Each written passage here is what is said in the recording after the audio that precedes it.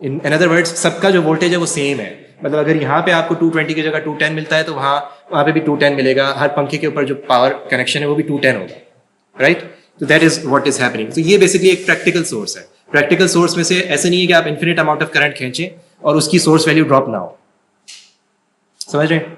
तो practical source ये होता है। इसी तरह से अगर हम प्रैक्टिकल करंट सोर्स की बात करें तो प्रैक्टिकल करंट सोर्स क्या होता है? ये तो है real current source. Current source भी मैंने आपको बता दिया कि होता क्या है। It is a device that gives U a fixed amount of current. मिसाल के तौर पे अगर ये करंट सोर्स है 3 एम्पेयर्स का, तो it's a device that is always going to give you 3 amperes, ठीक है? मतलब इसके आगे मैं एक रेजिस्टर लगा दूं तो रेजिस्टर की जितनी भी वैल्यू है, चाहे कम है या चाहे ज्यादा है, उसमें से 3 एम्पेयर ही फ्लो करेगा। ऐसा नहीं है जी रेजिस्टर कम हो गया तो करंट ज्यादा हो जाएगा, because this is a current source, it's not a voltage source. हाँ, रेजिस्टर को आप कम करेंगे तो वोल्टेज कम हो जाएगा, रेजिस्टर की वैल्यू को इंक्रीज करेंगे तो वोल्टेज ज्यादा हो जाएगा, क्योंकि करंट फिक्स्ड है।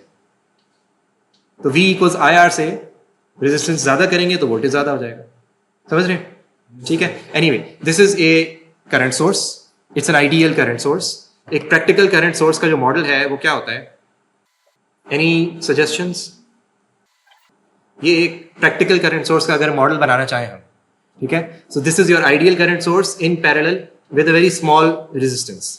एक मिनट जरा, with a very large resistance, sorry, with a very high resistance. Voltage source के सीरीज में बड़ी स्मॉल रेजिस्टेंस आती है, करंट सोर्स के पैरेलल में you get a very large resistance, ठीक है? सो may be let's say 10 mega ohm assume, ठीक है, and ultimately you have basically terminals.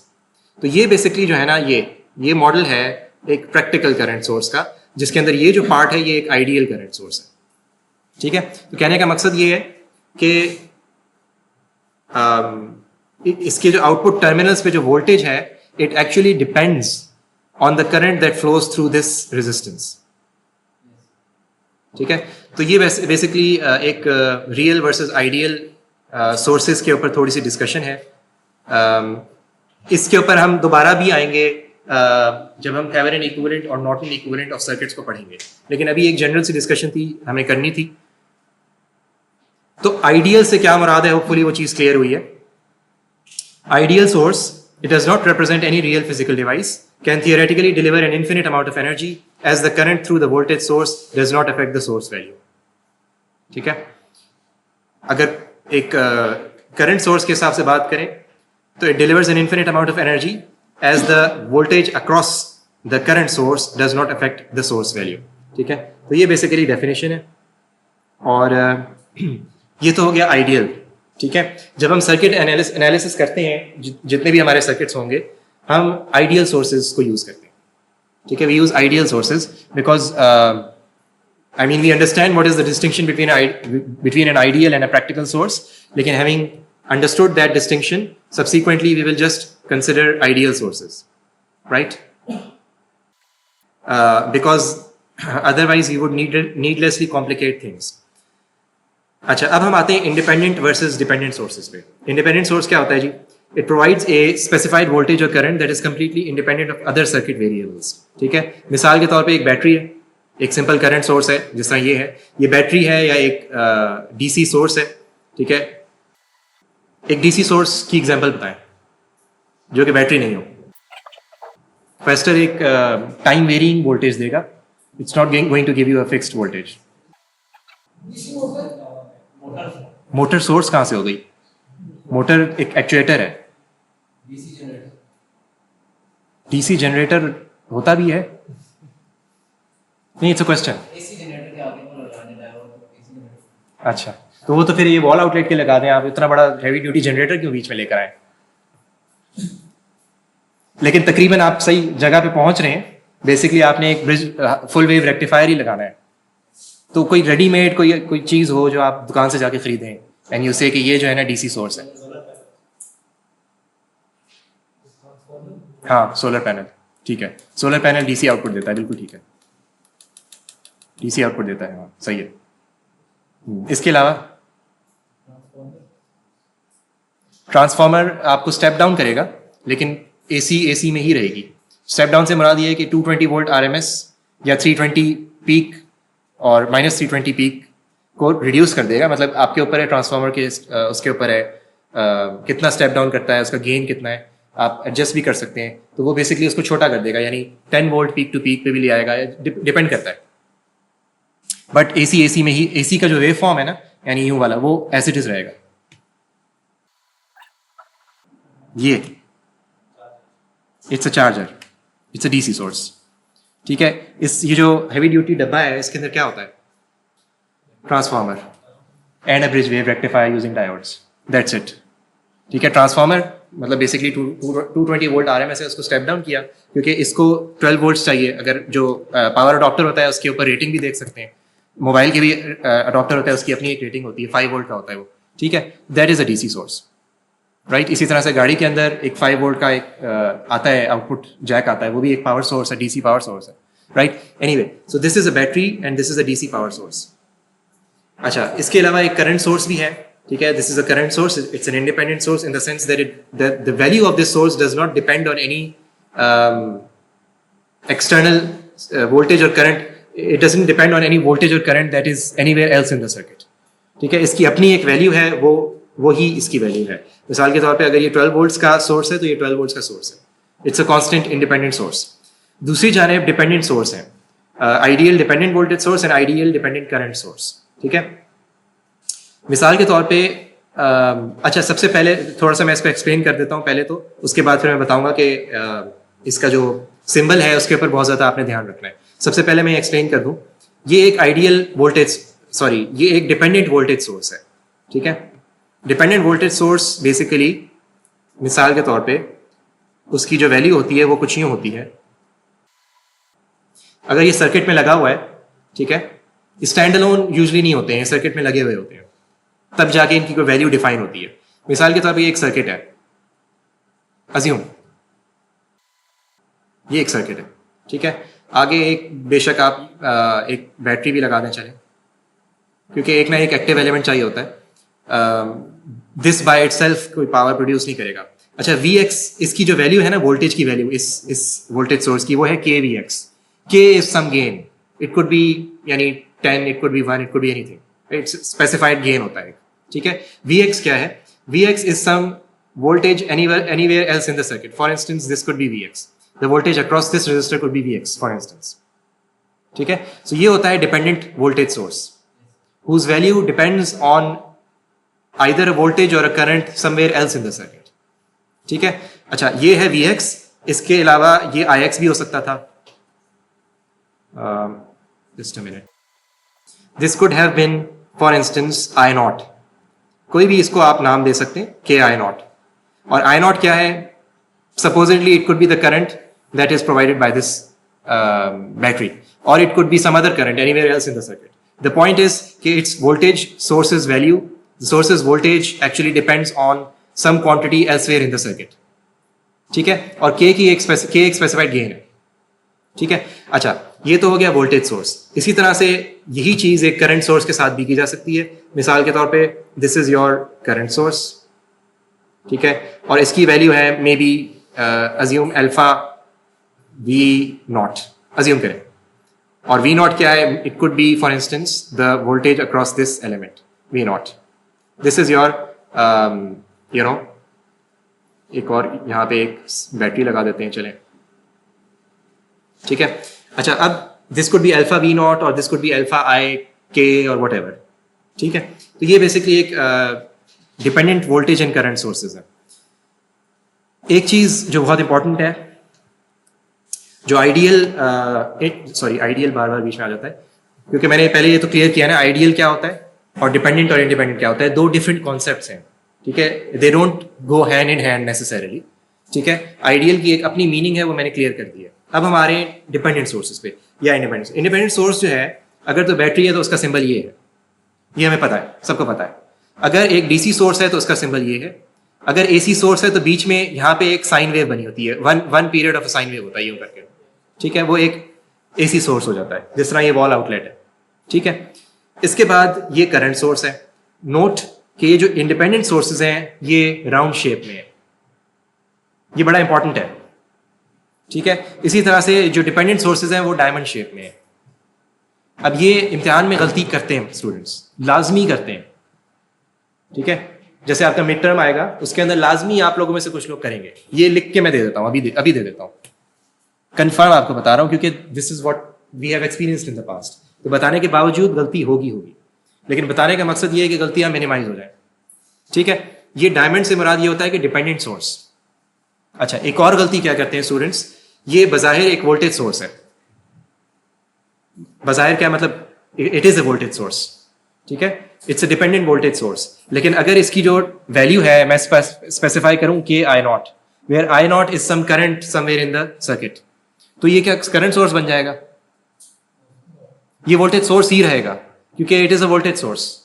हाँ, उस वोल्टेज सोर्स की जो वैल्यू है इट इज इक्वल टू के आई नॉट, वेयर के can be for instance 10 and I not जब आप सर्किट को सॉल्व करेंगे तो मिसाल के तौर पर इट कुड बी 10 एम्पियर्स, तो इसकी जो वैल्यू हो जाएगी वो 100 वोल्ट्स हो जाएगी, लेकिन इसकी वैल्यू एम्पियर्स में तो नहीं कन्वर्ट हो जाएगी, क्योंकि के जो है, you can think of k, the quantity k as having the units voltage upon amperes, तो एम्पियर एम्पियर कट जाएगा, के आई नॉट है, आई नॉट का एम्पियर्स और डिनोमिनेटर में जो एम्पियर्स वो कट जाएगा, वोल्टेज रह जाएगा पीछे, you can think of it in that sense. लेकिन लाजमी जो एक स्टूडेंट्स गलती करते हैं वो ये करते हैं कि इफ अगर इसको के आई नॉट, और ये हमारा तरीकाकार भी ये होता है इम्तिहान में सवाल देने का, हम कुछ सवाल होते हैं वो आसान होते हैं ताकि एवरीबडी गेट्स थ्रू, और कुछ सवाल होते हैं वो चैलेंजिंग होते हैं, अब उसमें डिफरेंट नौयत के चैलेंजेस होते हैं।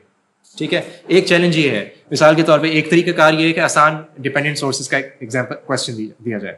आसान ये होगा कि जिसके अंदर ये वोल्टेज सोर्स है ये वोल्टेज पे ही डिपेंड करता है, क्योंकि उसके अंदर लेवल ऑफ कंफ्यूजन नहीं है ज़्यादा। अगर ये वोल्टेज सोर्स है एंड इट इज़ एक करंट डिपेंडेंट वोल्टेज सोर्स है अगर मिसाल के तौर पे, तो वो ज़्यादा और कंफ्यूजिंग हो जाता है, और वो हम देते हैं क्वेश्चंस कंफ्यूज करने के लिए देते हैं। ठीक है, लेकिन बताने का मकसद ये है कि कंफ्यूजन जो है वो मिनिमाइज हो। यहाँ पे कोई क्वेश्चन?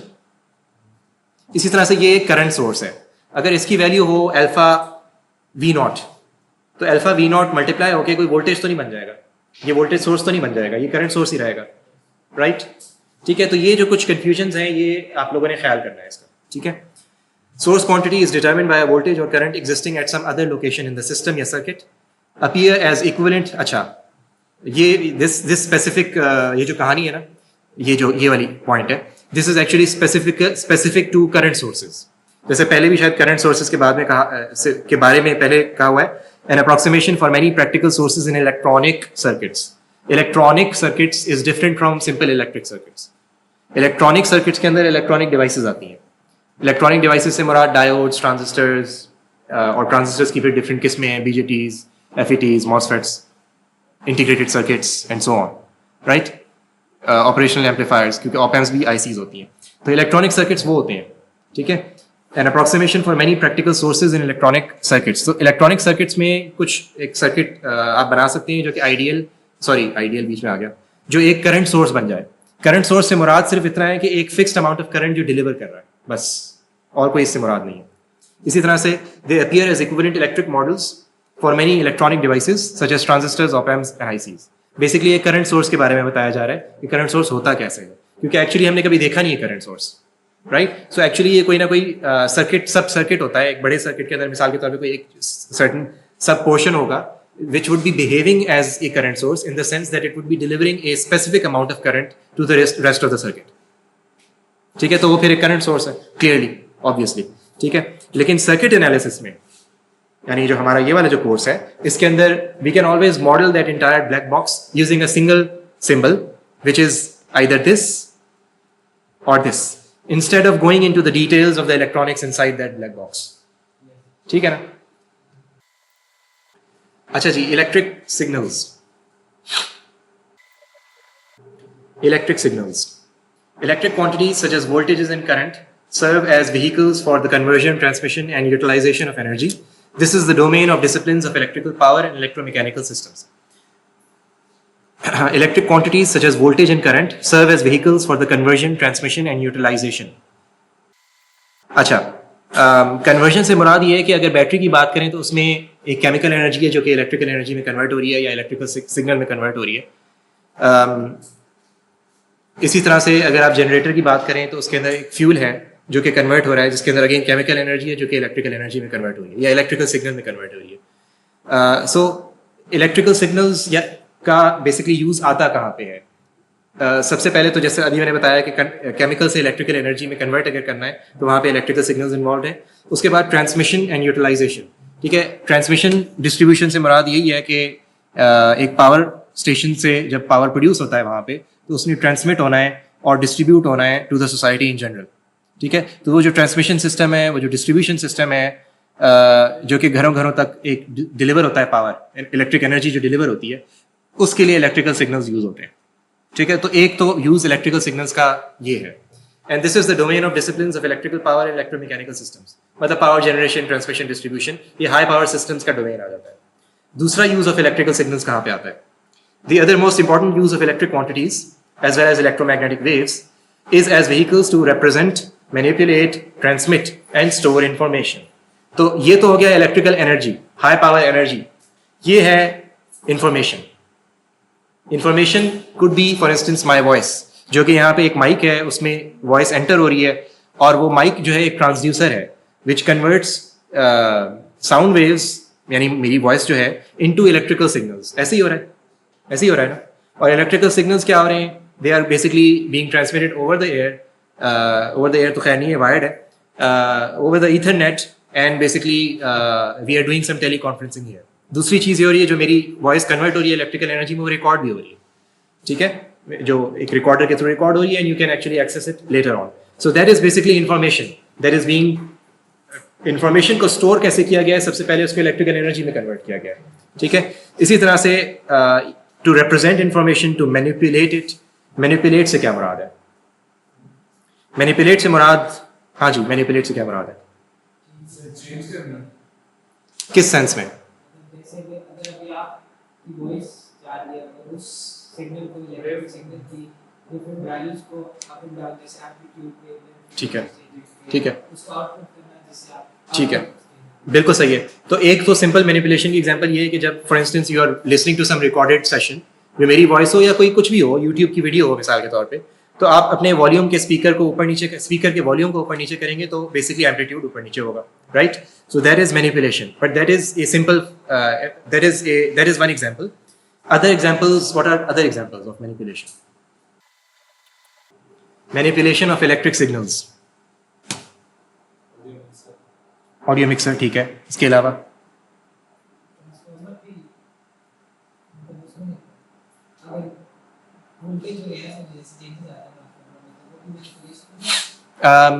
बेसिकली यस, आप कह सकते हैं कि एक स्टेप डाउन है, स्टेप डाउन का प्रोसेस है। तो मैनिपुलेशन तो है, बट वो जो ट्रांसफार्मर वाली कहानी है वो इधर ऊपर वाले पैराग्राफ में आती है, क्योंकि वो हाई पावर सिस्टम्स की बात है। हम अब आ गए लो पावर सिस्टम्स के ऊपर, और हम इंफॉर्मेशन, क्योंकि इंफॉर्मेशन लो पावर सिस्टम्स में ही यूजली जो है वो होती है। जिस तरह मिसाल के तौर पे आपने AM या FM वेव्स का सुना होगा। AM या FM रेडियो होता क्या है? AM एम्पलीट्यूड मॉड्यूलेटेड या फ्रीक्वेंसी मॉड्यूलेटेड वेवफॉर्म्स होती हैं, जो कि हाई पावर वेवफॉर्म्स होती हैं, इलेक्ट्रोमैग्नेटिक वेवफॉर्म्स होती हैं। लेकिन वो कैरियर्स हैं, they are just carriers that transmit information from one place to another. उनके ऊपर जो इंफॉर्मेशन है वो मॉड्यूलेट हुई हुई है वाया फ्रीक्वेंसी या एम्पलीट्यूड। मतलब जो ओरिजिनल कैरियर वेवफॉर्म है उसका एम्पलीट्यूड को मॉड्यूलेट किया गया है using the information signal, which could be my voice for instance. मतलब मैं रेडियो पे बैठा हूँ, मैं कुछ बोल रहा हूँ और वो ट्रांसमिट हो रही है रेडियो स्टेशन से मेरी वॉइस ओवर अ कैरियर, और उस कैरियर की जो एम्पलीट्यूड है उसको मॉड्यूलेट हुआ है, वो एम्पलीट्यूड मॉड्यूलेट हुआ है या फ्रीक्वेंसी मॉड्यूलेट हुई है यूजिंग माई इंफॉर्मेशन। ये सारा काम, ये कहानी आती है कम्युनिकेशंस में, ठीक है। जैसे यहाँ पे सिग्नल प्रोसेसिंग कम्युनिकेशंस का एक एग्जांपल यहाँ पे है, ठीक है। बट इंफॉर्मेशन हमेशा लो पावर ही होती है, ठीक है। बहरहाल ये तो कुछ जनरल से एग्जांपल्स हैं, इसके अलावा एग्जांपल्स हैं, बहुत सारे एग्जांपल्स हैं। For instance general signal processing की अगर हम बात करें, तो सिग्नल्स की जो प्रोसेसिंग है उसके अंदर यानी अगर आप कंप्रेशन की बात करें तो compression is possible only if you convert signals into, यानी if you convert quantities into electrical signals, वरना आप कंप्रेशन कर नहीं सकते। कंप्रेशन, अगर आप मिसाल के तौर पे पुराने ज़माने में जो मैग्नेटिक टेप्स होते थे जिनके ऊपर ऑडियो रिकॉर्ड की जाती थी या वीडियो रिकॉर्ड की जाती थी, उसमें कोई कंप्रेशन नहीं है। These are just analogue signals, ठीक है। जब तक आप उसको डिजिटाइज नहीं करेंगे सिग्नल्स को, in other words electrical quantities में कन्वर्ट करके उसको डिजिटाइज नहीं करेंगे, तब तक you cannot perform any compression, क्योंकि कंप्रेशन में एक certain level of intelligence involve है। वो देखा जाता है कि इसके अंदर रिडंडेंसी कहाँ कहाँ पे सिग्नल के अंदर। रिडंडेंसी क्या होती है? रिपीटेशन। तो रिपीटेशन को सेंस किया जाता है और उस रिपीटेशन को सप्रेस किया जाता है, and as a consequence quality reduce होती है। मिसाल के तौर पे आप लोगों ने JPEG इमेजेस देखी होंगी, यूज़ की होंगी। JPEG क्या होता है? JPEG is a compression format of images, बिल्कुल जिस तरह से MPEG is a compression format of videos, या फिर MPEG लेयर 3 जो MP3 जिसको कहते हैं, that is a compression format of audio. क्योंकि अगर आप रॉ फॉर्म में इमेज को या ऑडियो को स्टोर करेंगे, then it's a humongous amount of information, it's going to take up a lot of space. तो compression is one example of manipulation. इसी तरह से एनक्रिप्शन, जब तक आप सिग्नल को इलेक्ट्रिकल क्वांटिटी में कन्वर्ट नहीं करेंगे तब तक आप एनक्रिप्ट नहीं कर सकते, ठीक है। And if you want to transmit it from one place to another via a secure channel, मतलब मिसाल के तौर पे आप किसी फ्रेंड से कम्युनिकेट करना चाहते हैं ओवर व्हाट्सएप, तो आप वॉइस नोट भी भेज सकते हैं, इमेजेस भी भेज सकते हैं, सारा कुछ कर सकते हैं। तो सारा कुछ जो है बेसिकली इनक्रिप्ट भी हुआ हुआ है और कंप्रेस भी हुआ हुआ है, ठीक है। कोई आप डाउनलोड करके देखें इमेज ऑन द इंटरनेट, ठीक है, और उसकी क्वालिटी देखें, जूम करके उसके अंदर देखें, आपको सारी चीज़ें बहुत ज़्यादा विजिबल होती हैं। उसके बाद अपने कंप्यूटर से उसको व्हाट्सएप करें अपने फ़ोन पे, या बेसिकली अपने दोस्त को करें, फिर अपने दोस्त के फ़ोन पे या अपने फ़ोन पे देखें उसकी quality, it's going to be significantly reduced because compression हो रही है। कंप्रेशन नहीं होगी तो बैंडविड्थ ज़्यादा यूजअप होगी, बैंडविड्थ जब ज़्यादा यूजअप होगी तो so many people are not going to be able to communicate on WhatsApp, right, और बेसिकली इंफ्रास्ट्रक्चर आपका जो है वो हॉग हो जाएगा। बहरहाल बहुत सारे एग्जाम्पल्स हैं। So this is the domain of analog and digital electronics, control and instrumentation. जब तक आप डिजिटाइज नहीं करेंगे चीज़ों को, तब तक ये जितनी भी मॉडर्न चीज़ें हैं वो नहीं हो सकती। जैसे कंट्रोल है, अब कंट्रोल बज़ाहिर तो एक जस्ट एक कंट्रोल सिस्टम्स एक नाम है, लेकिन ये कहाँ कहाँ यूज़ होता है? सारे मॉडर्न सिस्टम्स में कंट्रोल यूज़ हो रहा है। इंडस्ट्रियल प्रोडक्शन प्लांट जहाँ जहाँ है वहाँ पे PLC कंट्रोल यूज़ हो रहा है। अगर आप सिंपली एक गाड़ी की बात करें तो गाड़ी की मॉडर्न कार जो है उसके अंदर पूरा एक इलेक्ट्रॉनिक कंट्रोल यूनिट होता है, जो कि एक इंटरनल एक नेटवर्क होता है, कंट्रोलर या नेटवर्क, और बहुत सारे एक्चुएटर्स होते हैं जिनको कंट्रोल किया जा रहा होता है, ठीक है। तो वहाँ पे बहुत सारे कंट्रोल सिस्टम्स मौजूद हैं, ठीक है। एंटी लॉक ब्रेकिंग सिस्टम की अगर बात करें तो एंटी लॉक ब्रेकिंग सिस्टम क्या होता है? जो गाड़ी को स्किड करने से बचाता है, वहाँ पे एक कंट्रोल सिस्टम मौजूद है। इलेक्ट्रॉनिक ब्रेक डिस्ट्रीब्यूशन की बात करें, इन अदर वर्ड्स जो प्रेशर है आपके पाँव का, जो पेडल पे प्रेशर आया है उसको इक्वली डिस्ट्रीब्यूट करता है टू ऑल दोज 4 व्हीकल्स, वहाँ पे एक कंट्रोल सिस्टम है। इलेक्ट्रॉनिक ब्रेक असिस्ट है, वहाँ पे एक कंट्रोल सिस्टम है। व्हीकल स्टेबिलिटी कंट्रोल है, वहाँ पे एक कंट्रोल सिस्टम है। और ये सारा कुछ तब पॉसिबल है जब आपके सारे सिग्नल्स जो हैं वो बेसिकली इलेक्ट्रिकल क्वांटिटीज में कन्वर्ट हुए हैं, राइट। और इसको कंट्रोल करने के जो एल्गोरिथम्स हैं वो कहाँ होते हैं, किधर होते हैं? वो सॉफ्टवेयर के अंदर होते हैं, जो कि कंप्यूटर्स के अंदर लिखे जाते हैं। कंप्यूटर से मुराद ये नहीं है सिर्फ, this is also computer, right, इसके अंदर भी एक कंप्यूटर सिस्टम है, ठीक है। तो this is an embedded computer system, but this is just one example of it. इसके अलावा बहुत सारे और कंप्यूटर सिस्टम्स होते हैं, सिंगल बोर्ड कंप्यूटर्स होते हैं जिसके अंदर बेसिकली जनरल पर्पस प्रोसेसर्स होते हैं, माइक्रो कंट्रोलर्स होते हैं, लो पावर एम्बेडेड प्रोसेसर यानी एम्बेडेड एप्लीकेशंस के लिए। इसके अलावा फील्ड प्रोग्रामेबल गेट अरेज होते हैं, ASICs होते हैं, बहुत सारे यानी पॉसिबिलिटीज़ हैं। और ये सारी वो चीज़ें हैं जो कि आपने कंप्यूटर इंजीनियरिंग में आस्ता आस्ता पढ़नी है। अच्छा, सो इलेक्ट्रिक सिग्नल्स, हाँ जी, किसके अंदर? ठीक है, definitely.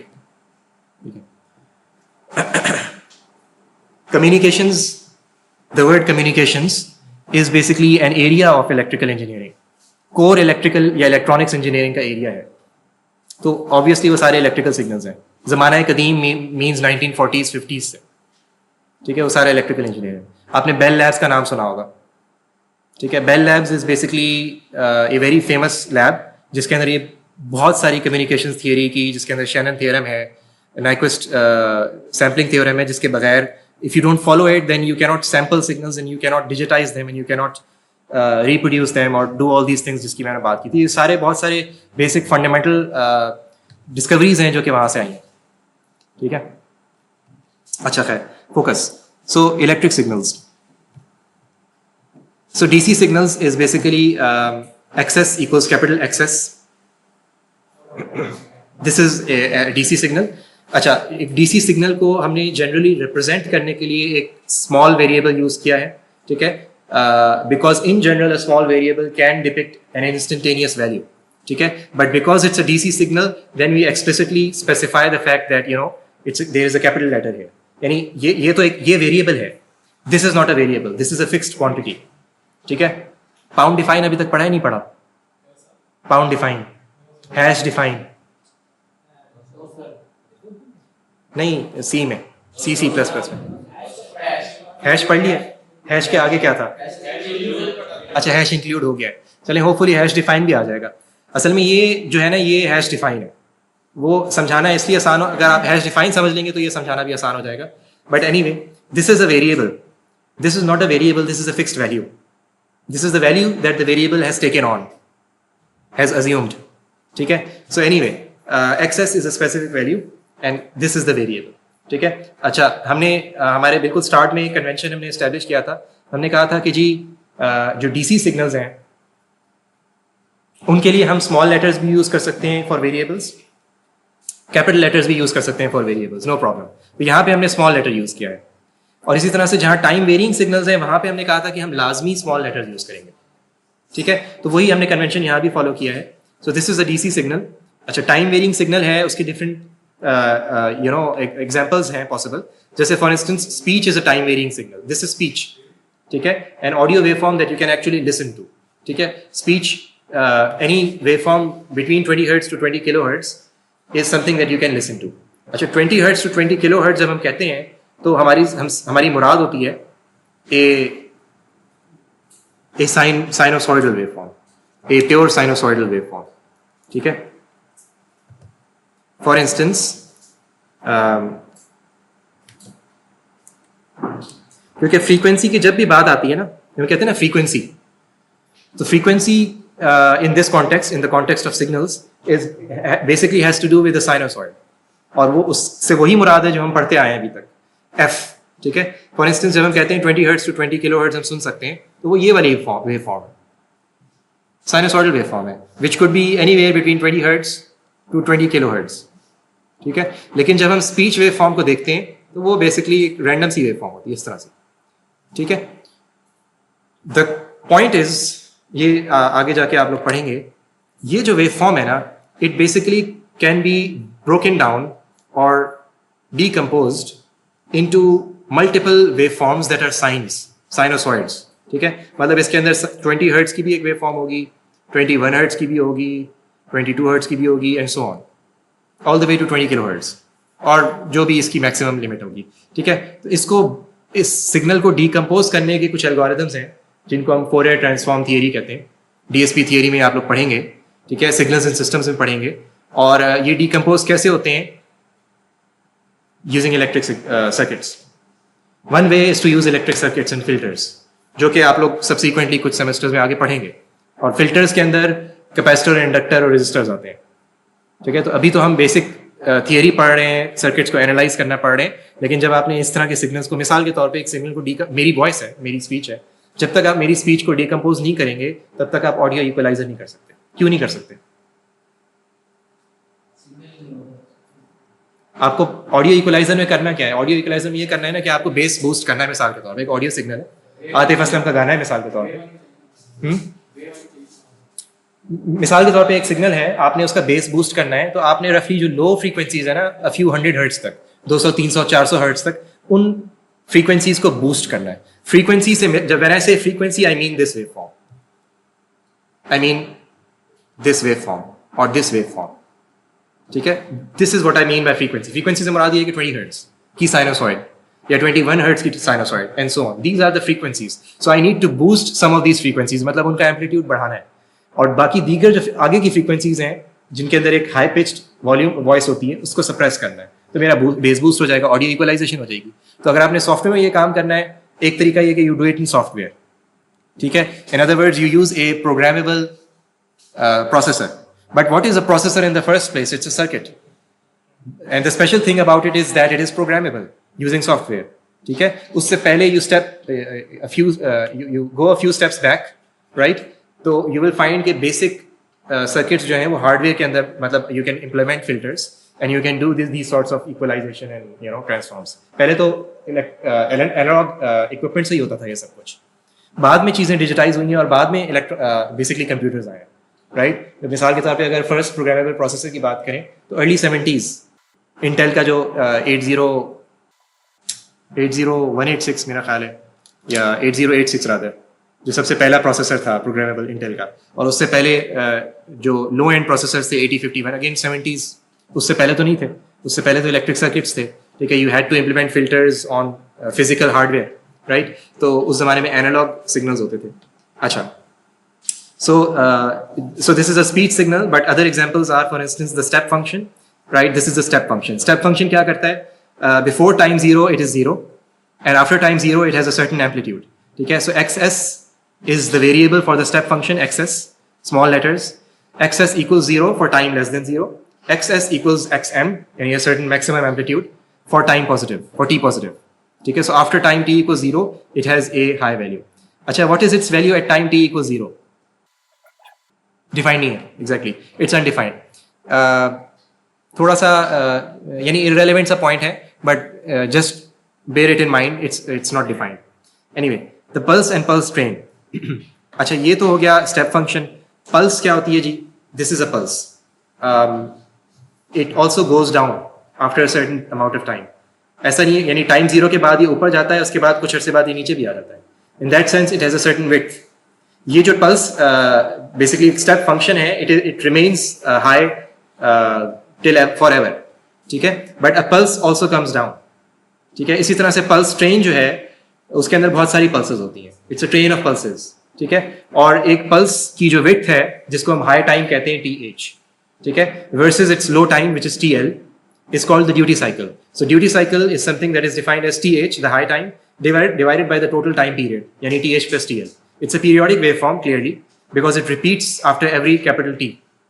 It repeats, the shape repeats, so it's a periodic waveform, right? So TH divided by TL plus TH is the duty cycle. Duty cycle से मुराद ये है कि कितने टाइम के लिए एक्चुअल ड्यूटी परफॉर्म हुई है. ठीक है, तो फॉर इंस्टेंस इसका अच्छा, इस तरह की वेवफॉर्म्स जनरेट कैसे होती हैं? Using programmable calculators, programmable computers, sorry. ठीक है, otherwise 555 timer IC, which is not exactly a programmable IC, but you can use it to generate these sorts of waveforms. देखिए, इनका फायदा क्या होता है? वैसे तो इसके ऊपर काफ़ी लंबी चौड़ी कहानियां हम कर सकते हैं, लेकिन एक एग्जाम्पल अगर मैं आपको दूं, मिसाल के तौर पे DC मोटर है, राइट? DC मोटर है. अगर मिसाल के तौर पे गाड़ी के अंदर पावर्ड विंडोज हैं, मिसाल के तौर पे, ठीक है, पावर्ड विंडोज का पता है आप लोगों को, राइट? या पावर्ड मिरर है, ठीक है, कुछ भी है, उसके अंदर एक मोटर होती है, और वो मोटर क्या करती है, जब आप उसको पावर्ड विंडो को ऊपर करना चाहते हैं तो आप ऐसा तो नहीं होता ठक करके ऊपर हो जाती है या ठक करके नीचे हो जाती है, ऐसे तो नहीं होता ना. एक कंट्रोल्ड मैनर में ऊपर जाता है शीशा, एक कंट्रोल्ड मैनर में नीचे जाता है, एक सर्टेन स्पीड होती है. ऐसे ही है, वो स्पीड कैसे कहाँ से आती है? क्योंकि DC मोटर है, उसको तो आप मिसाल के तौर पे 12 वोल्ट की DC मोटर है, उसको आप 12 वोल्ट दें, वो ठक करके ऊपर जाएगी. ठीक है, there is a control system, और वो कंट्रोल सिस्टम करता क्या है? वो इस तरह की पल्स ट्रेन देता है, और उस पल्स ट्रेन को, क्योंकि आगे एक हाई पावर सिस्टम है, एक मोटर है जिसने 12 वोल्ट पे चलना है, कंप्यूटर तो नहीं चलना, कंप्यूटर तो 3.3 वोल्ट पे चलता है. जो प्रोग्रामेबल IC लगी होगी वो तो 3.3 वोल्ट पे चलेगी, तो वो इस तरह की एक वेवफॉर्म जनरेट करेगी. ये चीज़ प्रोग्राम हुई है, और इसकी ड्यूटी साइकिल जो है वो इट्स नॉट 100 ऑब्वियसली, क्योंकि 100 होगी तो वो तो मोटर सीधा जाएगी. तो ड्यूटी साइकिल को हमने कम किया हुआ है. जब हमने कम किया हुआ है और ये बहुत हाई स्पीड पे हो रहा होता है, तो मोटर को आप ऑन ऑफ करते हैं, on off on off on off on off on off, और उसका जो ऑन टाइम है वर्सेस इट्स ऑन टाइम वो प्रिसाइसली कैलकुलेटेड होता है. उसके अकॉर्डिंगली आप मोटर की स्पीड जो है वो कैलकुलेट करते हैं. And because this is done at a very high frequency, मतलब 100 हर्ट्ज और सो, देयरफॉर जो मोटर के अंदर कोई ग्लिच आपको फील नहीं होता विजिबल, मतलब मोटर सीधी ऊपर जाती है. ऐसे नहीं है कि ऐसे नहीं होता, ठीक है, वो शीशा जो है सीधा ऊपर जाता है, but at a very controlled speed. ठीक है, so this is just one example, but there are many other. यानी इस PWM वेवफॉर्म से मुझे बहुत सारी चीज़ें याद आती हैं, बट टाइम हमारे पास इतना नहीं है, लेट्स जस्ट फोकस. अच्छा, उसके बाद पीरियोडिक सिग्नल्स का टॉपिक है. एक मिनट जरा. अच्छा, periodic signals, signal that repeats itself every T seconds. तो ये बेसिक डेफिनेशन है पीरियोडिक सिग्नल की. ठीक है, XS is the variable for a periodic signal. We use this variable for the periodic signal. T plus minus NT. N is an integer. T is the time period.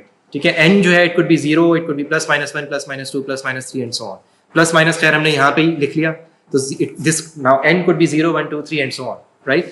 So N basically helps us to specify integer multiples of the time period. And at integer multiples of the time period, जब आप उसको add करेंगे current time में, current time मिसाल के तौर पे ये वेवफॉर्म है, इसको हम ऑब्जर्व कर रहे हैं इस पर्टिकुलर टाइम पे, ये जो टाइम है मिसाल के तौर पे, ये वाला जो टाइम है, it could be any value, ठीक है, टाइम की, इसके ऊपर हम इसको ऑब्जर्व कर रहे हैं. So this time plus the capital T, जो कि ये यहाँ पे होगा, राइट? उसके ऊपर जो वैल्यू आएगी it's going to be the same as this. Okay, this is what this equation says. Whatever the current time, उसके अंदर आप एक integer multiple of the time period add कर दें. वो इंटीजर मल्टीपल 1 टाइम पीरियड भी हो सकता है, 2 टाइम पीरियड भी हो सकता है, 3 टाइम पीरियड भी हो सकता है, 0 टाइम पीरियड भी हो सकता है. मीनिंग आप वहीं के वहीं खड़े हैं. ठीक है, and the value that you are going to get is going to be the same as that you are getting right now. ठीक है, तो मिसाल के तौर पे ये टाइम हो सकता है, यहाँ पे ये वैल्यू सिग्नल की हो सकती है. जब इस टाइम के अंदर आप कैपिटल टी ऐड करेंगे तो you will come here and the value that you will observe for this signal it's going to be the same as the one that you were observing right now. ठीक है, जहां पे अभी आप खड़े थे इस टाइम के ऊपर. ठीक है, तो ये इस इक्वेशन का मतलब है. उसके बाद the frequency is defined as 1/t. We all know that, right? And these are different examples of periodic signals. This is a sinusoid waveform, we all know that. उसके बाद you have a square waveform. ठीक है, you have a, अच्छा ये square waveform है और ये pulse train है, दोनों में फर्क है. फर्क क्या है?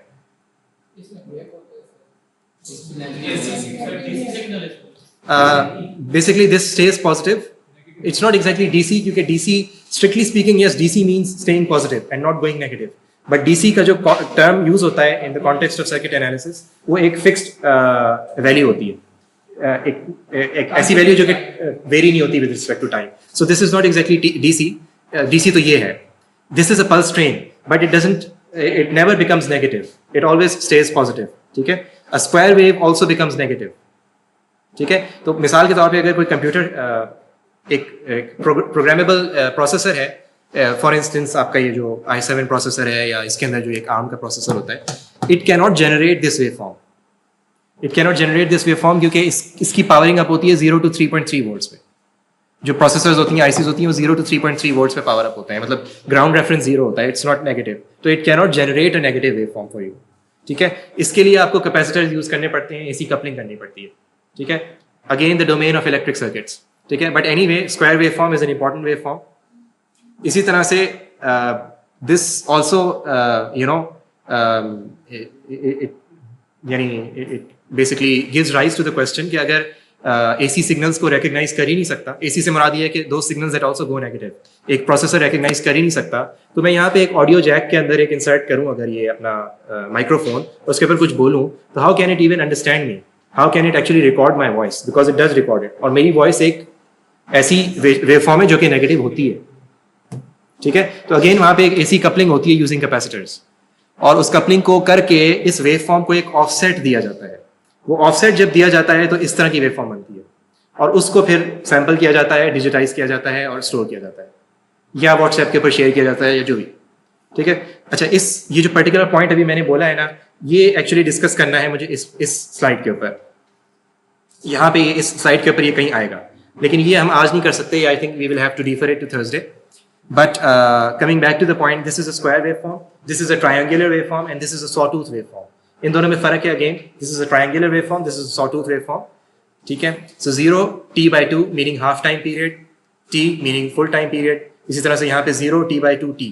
शेप में फर्क है इन दोनों के.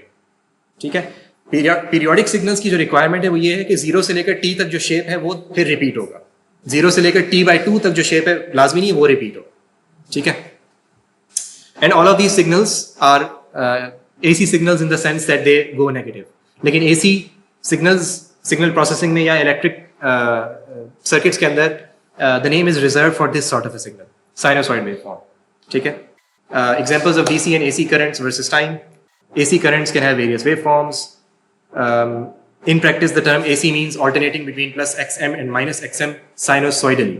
यानी the function has a specific form. जिस तरह पहले बार भी बताया है, दोबारा बता रहा हूँ कि AC से मुराद sinusoidal variation है. इसी तरह से DC से मुराद एक इस तरह की constant value है. I think यहाँ पे हम ख़त्म करेंगे क्योंकि ये थोड़ा सा लंबा एक डिस्कशन है यहाँ पे. Any questions?